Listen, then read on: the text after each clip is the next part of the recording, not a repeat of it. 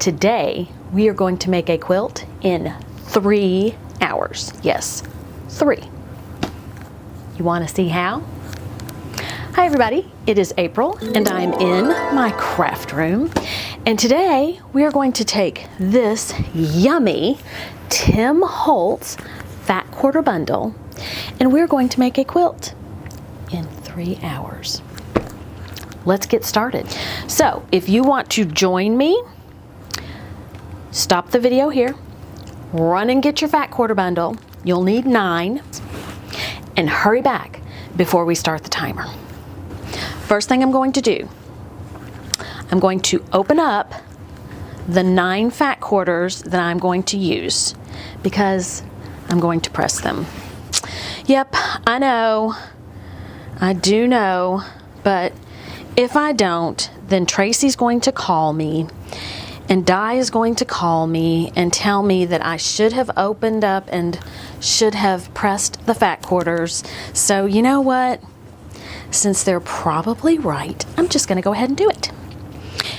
That's me. If you don't wanna press these, you don't have to.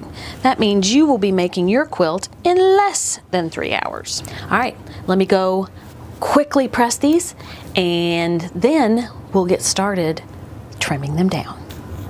Here are my fabrics. The one fabric fat quarter that will not be touched will go in the center. And in case you haven't guessed it, we will be making a 9 patch using our fat quarters. Now I'm going to line them up so that I can trim them down. I'm going to try and trim them as little as possible because I would like to have as much of the fat quarter as I can get. When I do the selvage, I do not have to worry about which of these is smaller underneath because I'm just doing a stack and whack. I'm going to use my weight since I'm going through a stack of 9 fat quarters. So here I've got them cut. So here this fabric is short on this side, but I need to see if there's anything shorter, and there's not that I can see. So I can line my ruler up there. So now I know that the bottom is the selvage and that it's straight. So I'm going to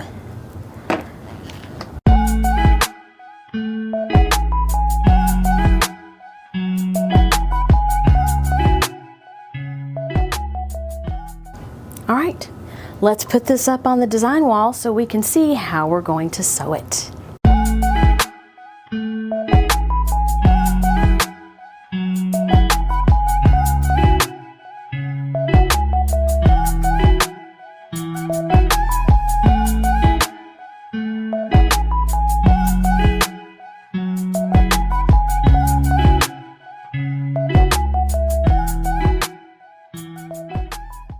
Alrighty, so you can see, here is my 9 patch. I tried to put the darker down here and up here just so they're kind of far away from each other, although we're cutting this up so they might end up together, who knows. And then my favorite is in the center. What we're going to do after we sew them all together is we are going to measure in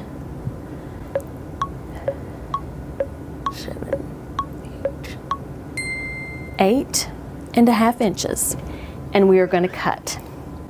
And we are going to measure 8.5 inches from this side and we are going to cut. That's going to leave us this center strip. The center that's left, we'll cut the top 8.5 inches and we'll cut the bottom 8.5 inches. And then we'll put it all back together. So let's sew our 9 patch together and then we'll start cutting.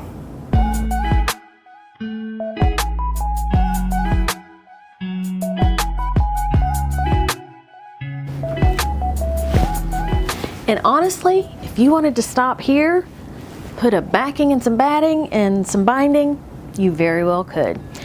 But that's not what we're going to do. Nope. We're going to fold it up and we are going to cut it.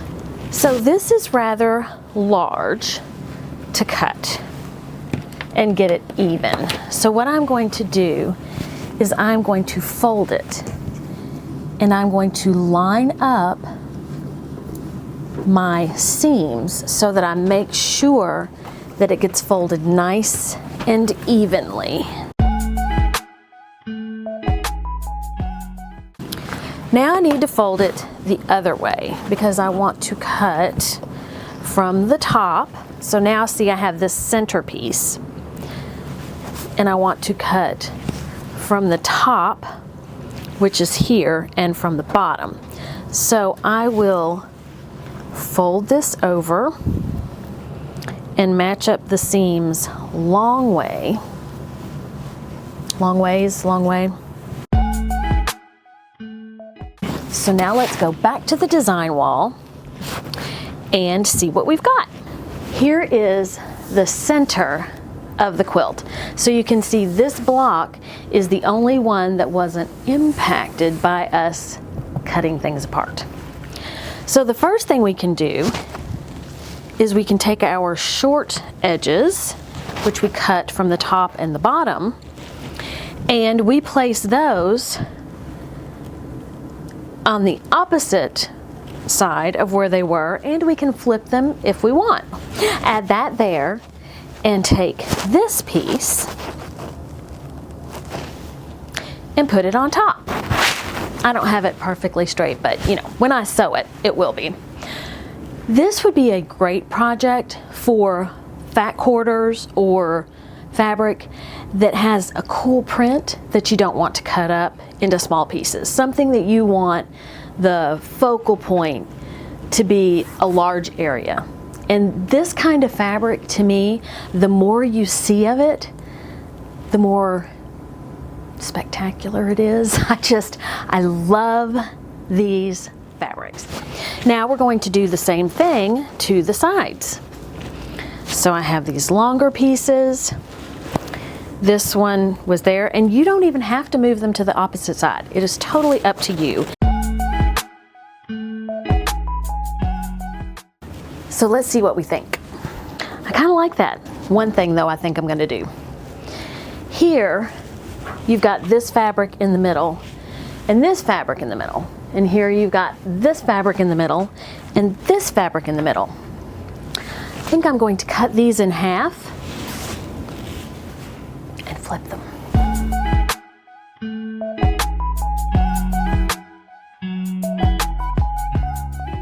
Once you start cutting things up, you're able to mix and match even more. But we don't want this quilt to take longer than 3 hours, so no more cutting for us. I'm going to sew it all together and I'll be back to show you the next step. Here is my quilt top. Now, when you cut your quilt apart, when you cut your 9 patch apart, you are going to find that when you sew pieces back together, they are going to be different lengths than what you started with. Don't worry about it.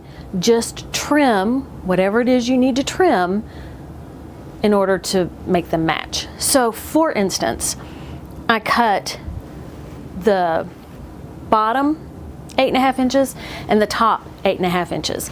Then I had this great idea to cut them in half.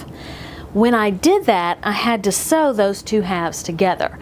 So that shortened how long this was. So my top and my bottom weren't quite as long as my center because I didn't change anything about my center. So don't freak out, just trim them down and you'll be fine. Now, my quilt top's together, but we're not done with the quilt. And it's probably been about an hour, give or take. So what I've been doing is preparing to quilt my quilt top because, you know, it's got to be quilted in order to be done. First thing I did, because this quilt is going to be for me, And I'm not real concerned that I use the same piece of batting on the whole quilt. I did a little Franken batting. So I found several pieces of my batting and I sewed them together like, you know, Dr. Frankenstein did his monster. And you can see here that I have done a zigzag stitch. So I don't put it together like you would regular fabric. What you do is you zigzag and you hold the two pieces together. And I've got some footage that hopefully will show up here where I'm doing that. So it's more, you know, holding pieces together and doing a zigzag stitch. So now my batting is plenty big enough, I hope, should be. Now I have to worry about my backing. So I went into my stash and I have this batik and it's an ombre. So it goes from light to dark. So I was thinking a gray batik might work, or a brown batik. These were on clearance at Hobby Lobby, I believe. So I got at least 4 yards, if not more. And honestly, see how cool that is? I think I like the brown better. I cut approximately 3 yards. So I have a piece of fabric that's 108 by 40. So I have a selvage on this side of my 40 inches and I have a selvage on this side of my 40 inches. I want to fold this long ways. So I want my 108 inches to become 54 inches. And what I'm going to do is sew along this edge. And then I'm going to take a pair of scissors and cut this. So what'll happen is this will be sewn, and when this opens up, it will be 80 inches long by 54 inches wide. And that will be plenty for my quilt.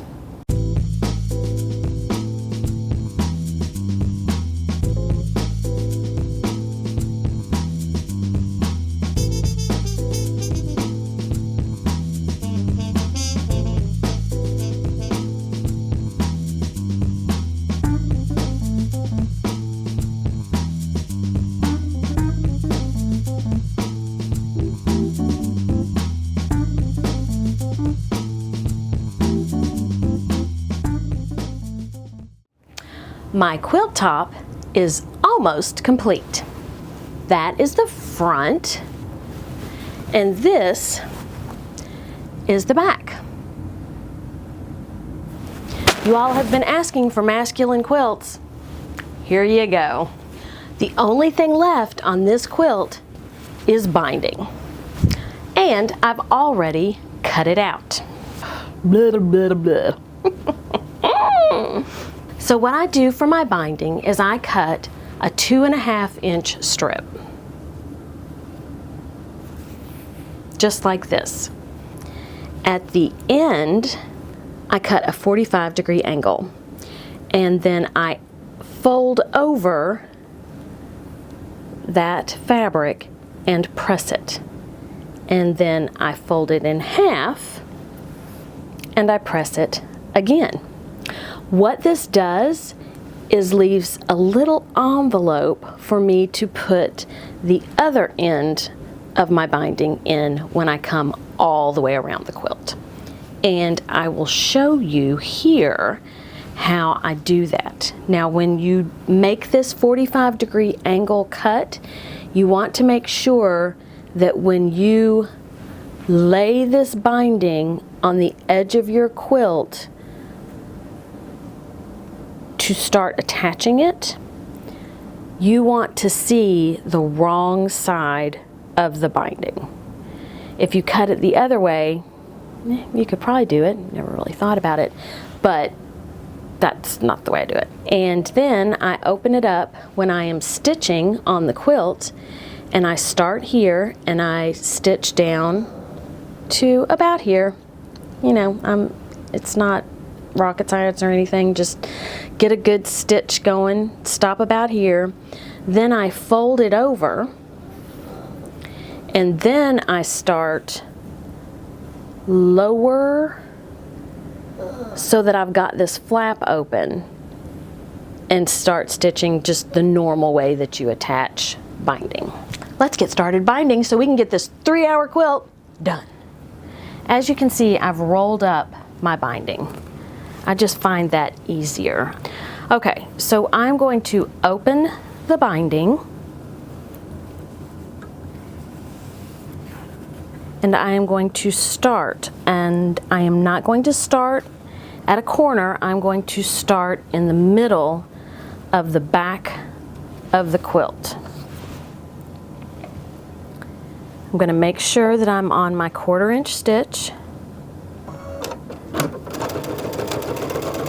So I just went a little ways, and now I'm going to fold over my flap, and I am going to go, I don't know, 3 inches past where I ended that, so that I have an opening. So, and when I come to the end, when I come back around here to the end, I'll show you what I do. All right, so now it's just your normal binding. I'm just gonna sew 1/4 inch all the way around.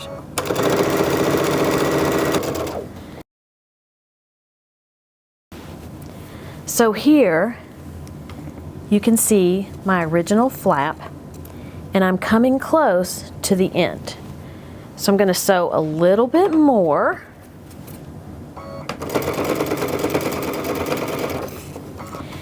And then I'm going to take this piece of fabric and see, in relation to my opening, how much fabric I have. This is cut this way. I'm going to cut the binding this way so that it will just fold into this flap. And I'm just going to take this and do that. This is how much binding I have left. So I did pretty good on my calculation. So I'm going to open the flap, and then I'm going to tuck this in. Then I'm going to fold this back over and sew.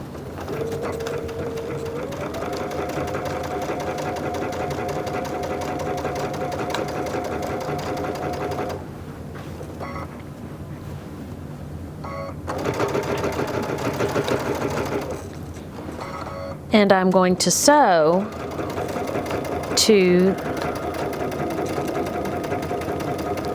the original stitch line. Then I'm going to back tack, and I'm going to sew again.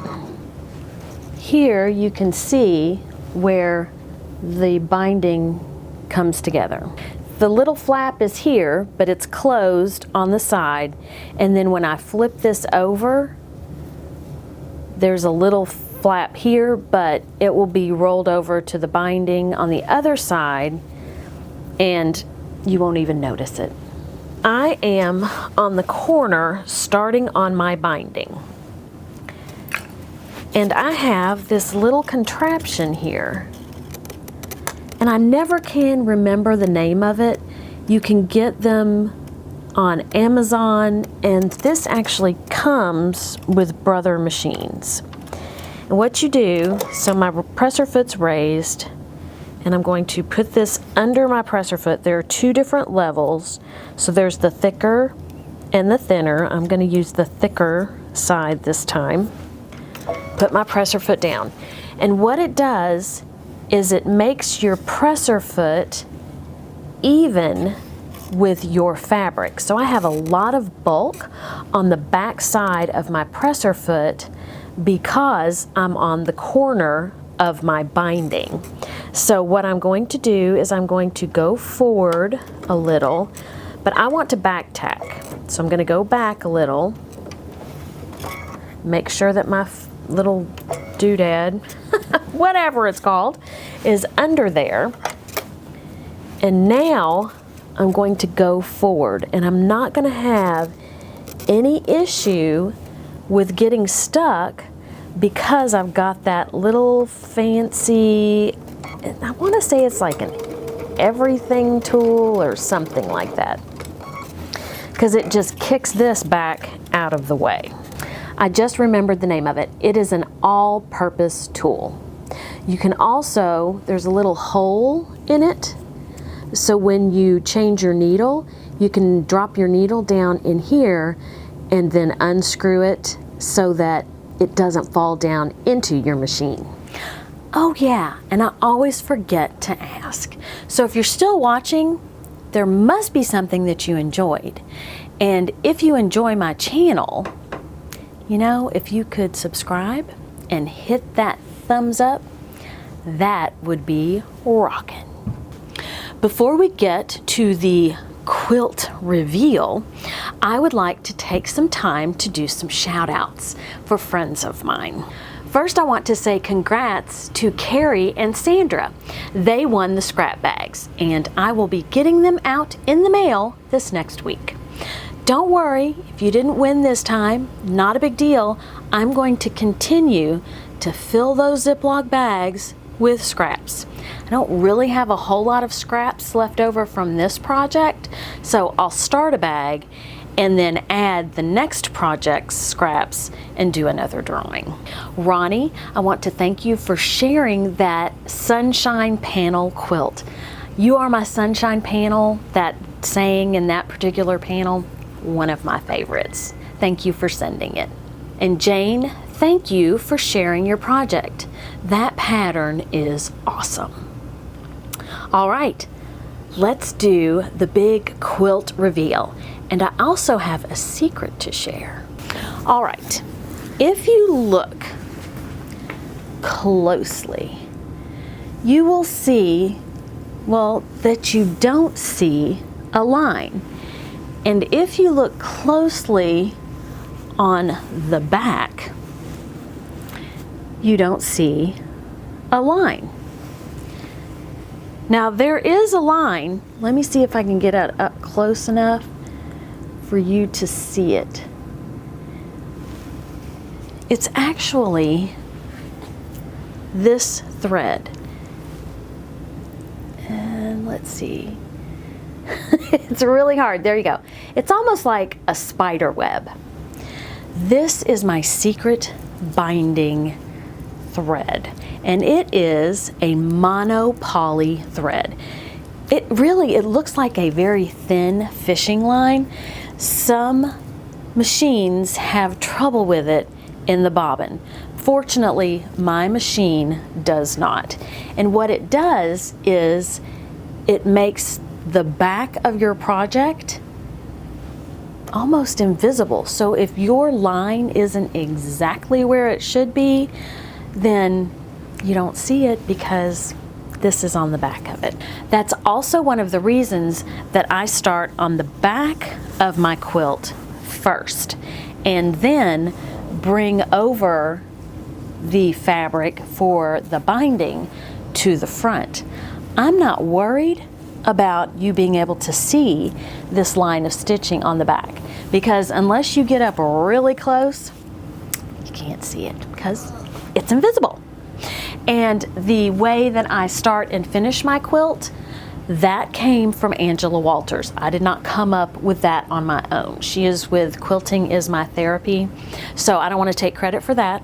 I didn't come up with it. I watched her binding tutorial and I started using that technique. As you can see, my quilt is complete. And actually, I can also show you the back. As you can see, I did straight line quilting. So I'm going to say it took maybe an hour for each part. So an hour to do the quilt front, an hour to do the straight line quilting, and then for me, it took an hour to bind. I am just really slow at binding. And guess what? It's a masculine quilt. Have a great day, eat some chocolate, and be kind to everyone. Until next time, bye.